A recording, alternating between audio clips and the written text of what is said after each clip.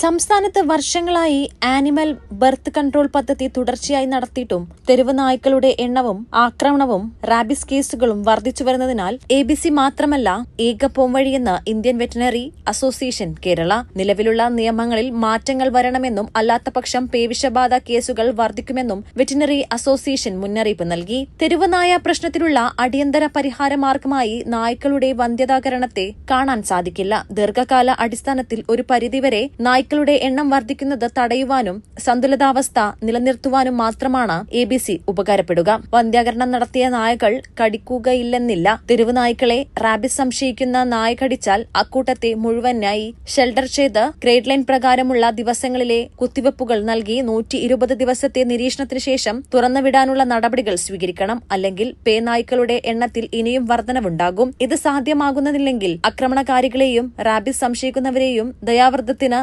വിധേയമാക്കാൻ നിയമങ്ങളിൽ മാറ്റം വരുത്തണം. അടിയന്തര പരിഹാരം എന്ന നിലയിൽ സ്കൂൾ പരിസരം, ബസ് സ്റ്റാൻഡുകൾ, റെയിൽവേ സ്റ്റേഷൻ, മാർക്കറ്റുകൾ തുടങ്ങിയ പൊതുസ്ഥലങ്ങളിൽ കാണുന്ന അക്രമകാരികളെ പെട്ടെന്ന് ഷെൽട്ടർ ചെയ്യുകയോ ദയാവധത്തിന് വിധേയമാക്കുകയോ വേണമെന്നും വെറ്റിനറി അസോസിയേഷൻ ഭാരവാഹികൾ ആവശ്യപ്പെട്ടു. News desk Malabar times.